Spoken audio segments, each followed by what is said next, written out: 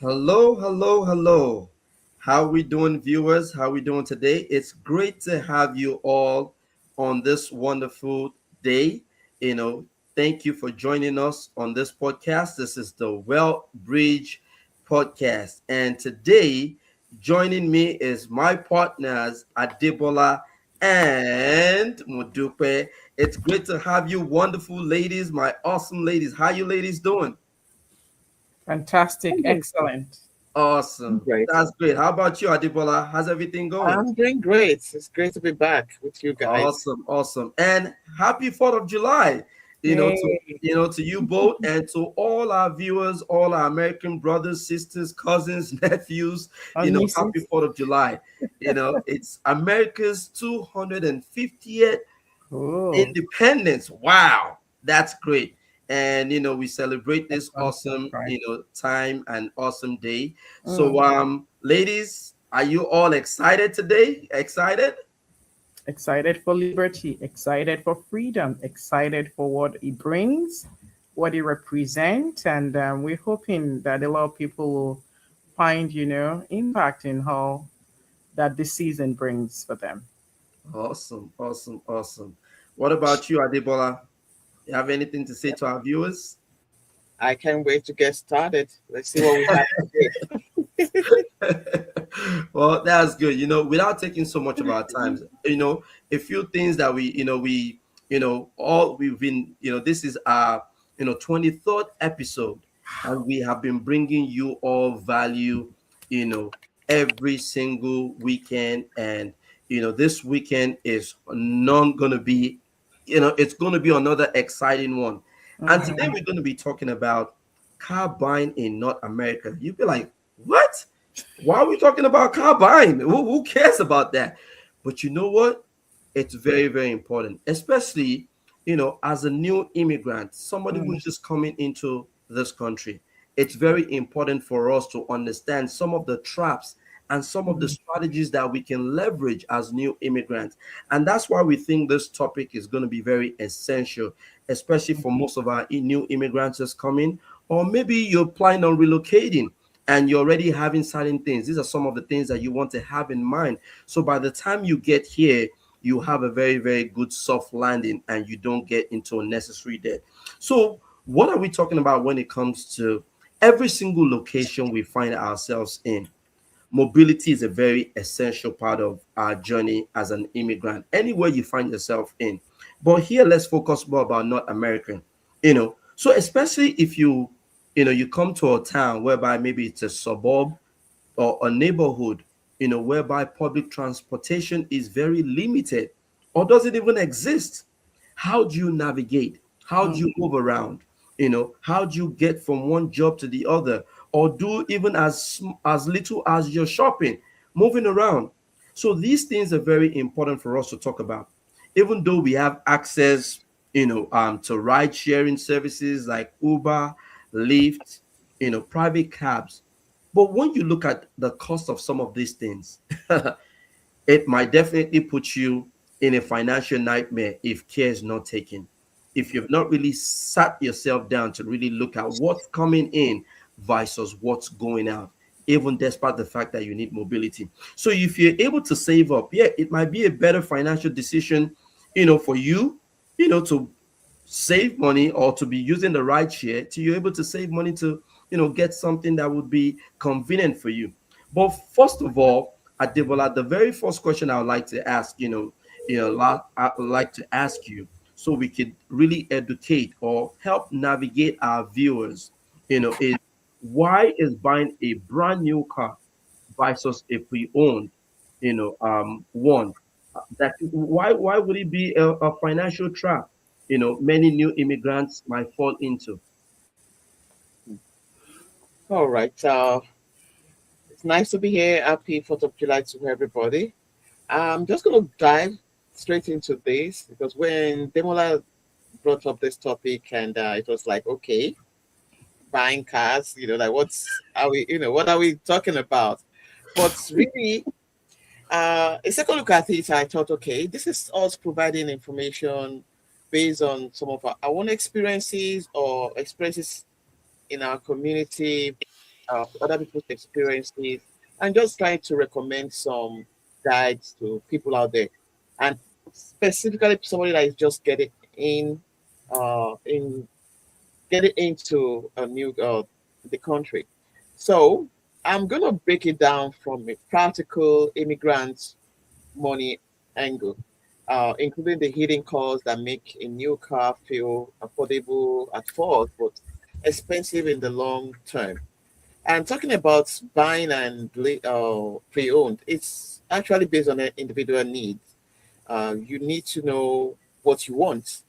Buying a brand new car can become one of the first financial traps for many new immigrants because it often looks like symbol of stability, success, and making it. But financially, it can quietly drain income before a person has fully built credits, savings, emergency funds, or even long-term assets. So, and that's what you want to focus on, building your long-term assets. So you look up at the depreciation trap. A new car start losing value almost immediately. You take it out of the dealership. Yeah. You know, you also look at talk about the credit and financing. All right, you're getting yourself into getting a loan right away. Many are still building U.S. credit history, so they may not qualify for the best loan terms, even when the monthly payments looks manageable. So you have to put that into consideration. And there's also the insurance. You have to pay insurance on your car. You can't drive around without insurance. That's a bigger liability. So new cars usually cost more to insure because they are more expensive to replace or repair. So that monthly insurance bill can shock someone who only like budget for maybe car repair, I mean for the car payments rather. So there's also the buying for image instead of function. Hmm. Many immigrants come to a new country wanting to feel established, I mean, respected and comfortable. I know people from my side do that a lot. But a shiny new car can feel like proof of progress. But if the car payment takes money away from rent, stability, emergency savings, or life insurance or retirement savings, then it's not a blessing. So a pre-owned car, especially a reliable certified pre-owned or well-inspected used car, often allows a new immigrant to get transportation without absorbing the steepest early depreciation, you know. And I would say the real lesson is this: a car should support your new life, not delay your financial foundation. I'm going to rest my case there. Wow. Wow. I hope our viewers are listening.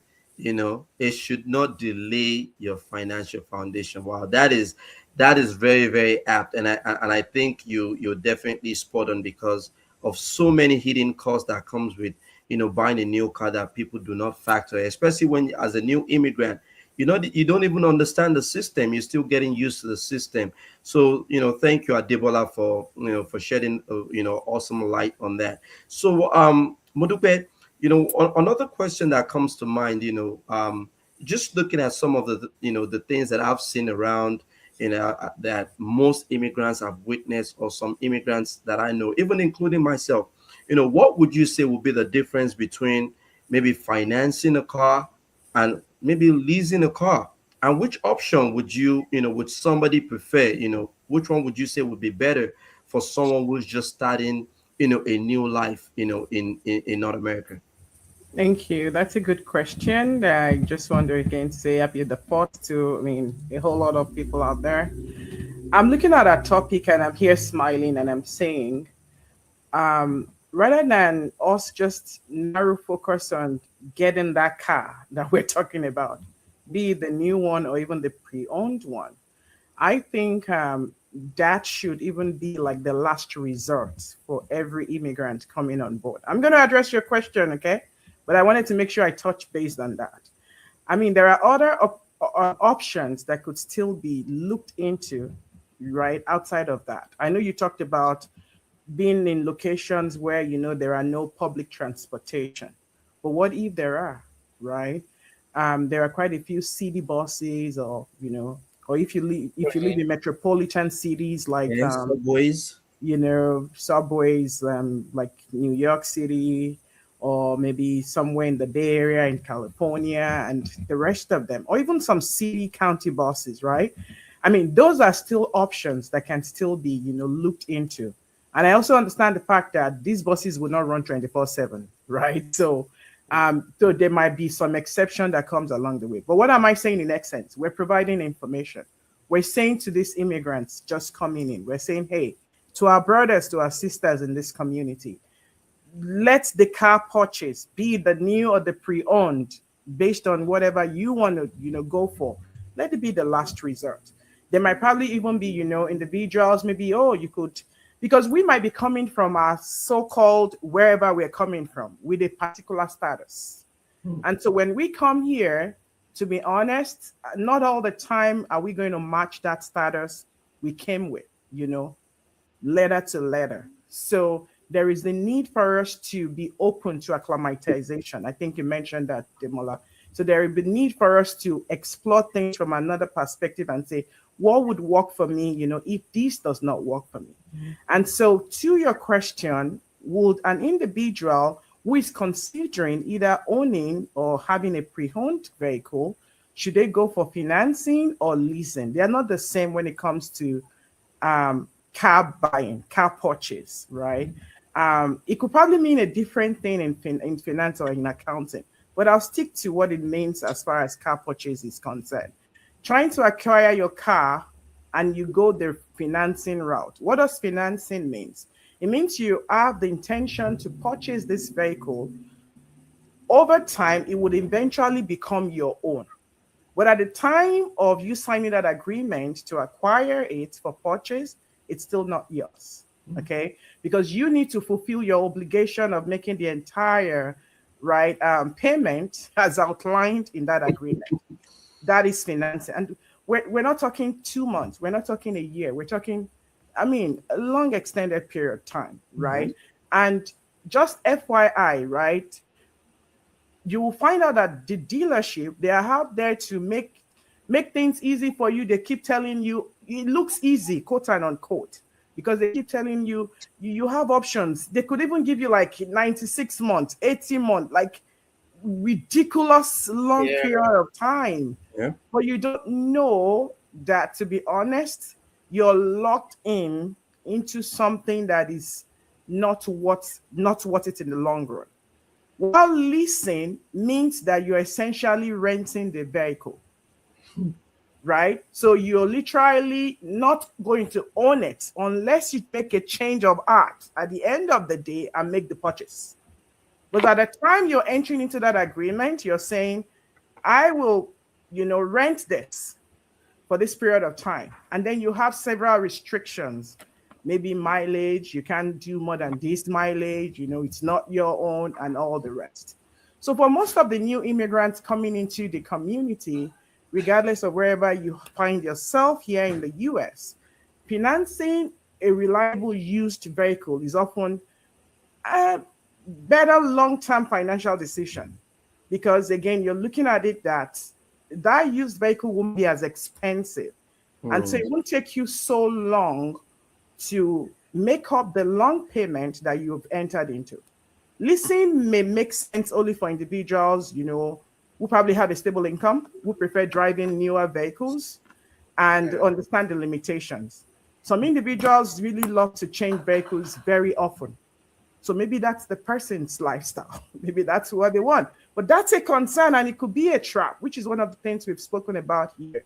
But one of the things to look into when it comes to this financing and leasing, which we're trying to, compare and contrast, is that you need to sit down and talk to yourself. Debola kind of gave us a lowdown of how these things work when she answered the initial question.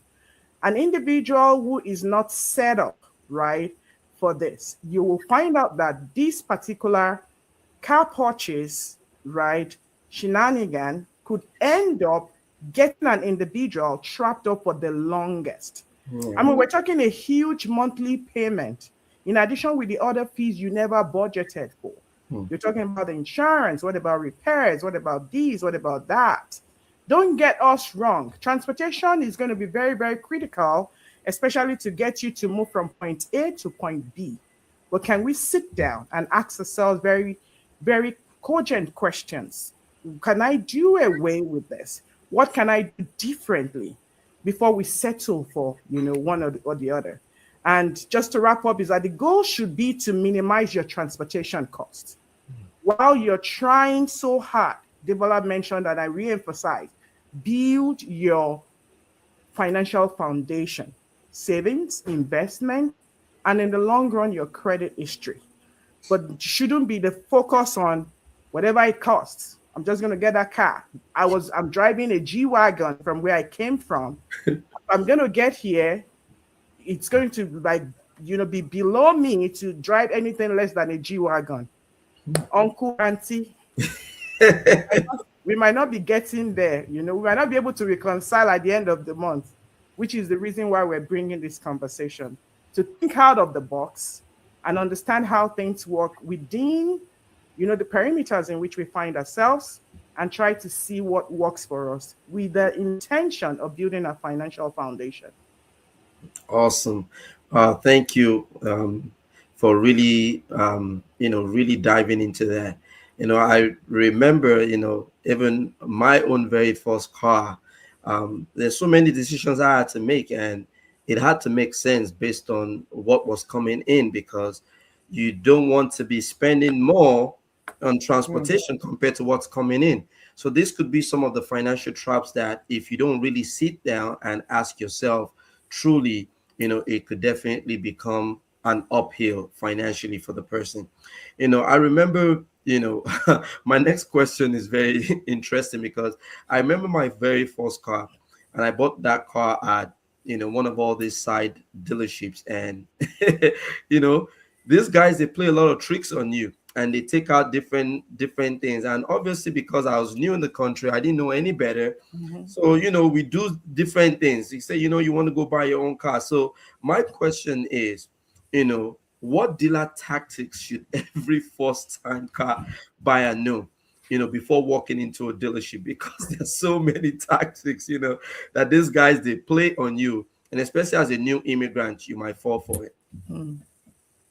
Adebola, you could, I'm going to keep it brief and focus on those tactics that affect the buyer's, I would say the buyer's wallet most, which is price, financing, the add-ons and the pressure. First, I'm going to advise, if you are new and you want to visit a dealership, better take somebody that is experienced, that has gone through it before with you, because there will be a lot of things that will entice you, really. And there will be a lot of things that you think, oh, they are doing you a favor. They are trying to help you. Yeah, they're trying to help you, but every business wants to make profit at the same time.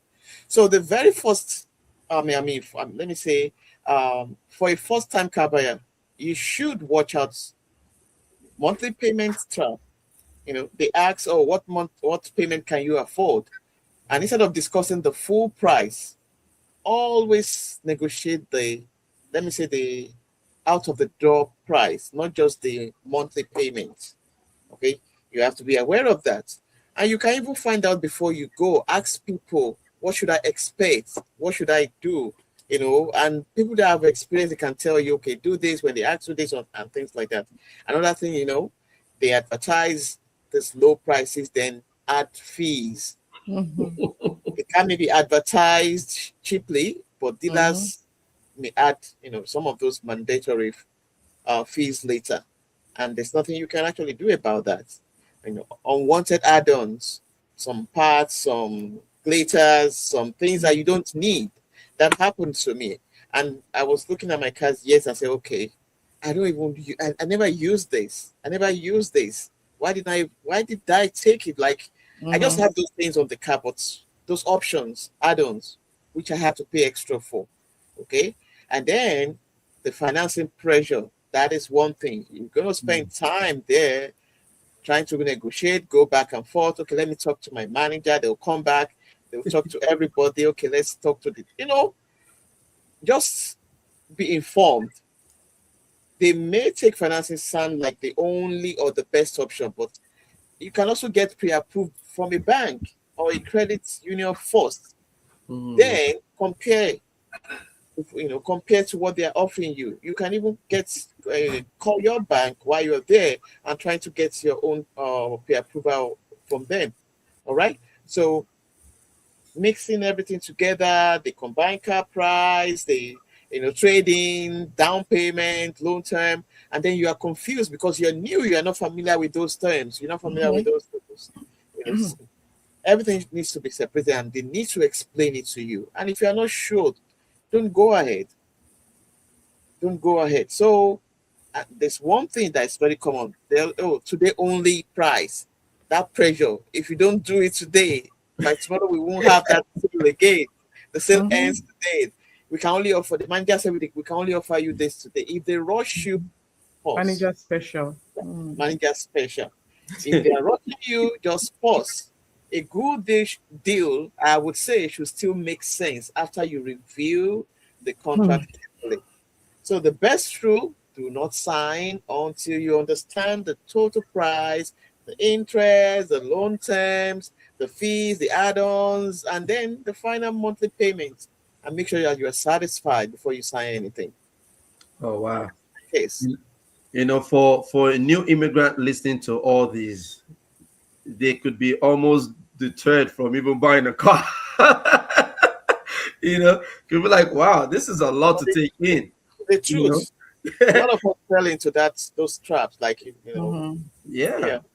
I mean, I don't think any single car I've ever bought, I don't think I ever spent less than 5 hours at a dealership. You are a repeat offender, Ademola. So you did it the first time, you went again.